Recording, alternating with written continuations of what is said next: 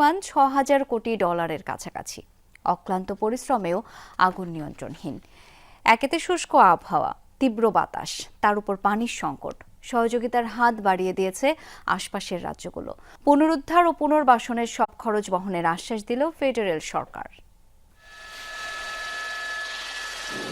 পাখির চোখে Los Angeles, ঝাঁ চকচকে শহর এখন যেন শ্মশান। যতদূর চোখ যায় শুধুই ধোঁয়া, বস্মীভূত কিংবা আধপোড়া ঘরবাড়ি, গাছপালা। দুদিনের দাবানলে বিখ্যাত মার্কিনী শহর এখন পুরোপুরি রিক্ত। আগুনে পুড়ছে প্রায় ৫৫,০০০ একর জমি, ক্ষয়ক্ষতি হয়েছে $৬,০০০ কোটি কাছাকাছি, পড়েছে ১৫,০০০ অবকাঠামো। একে বড় ধাক্কা বলছে ইন্স্যুরেন্স কোম্পানিগুলো। আশঙ্কা গুনতে হবে $৮০০ কোটি বা তার চেয়েও বেশি। দুর্যোগের মুহূর্তেও ঘটছে লুটপাট, আটক করা হয়েছে ২০ জনকে। কারফিউ জারির কথা ভাবছে কর্তৃপক্ষ।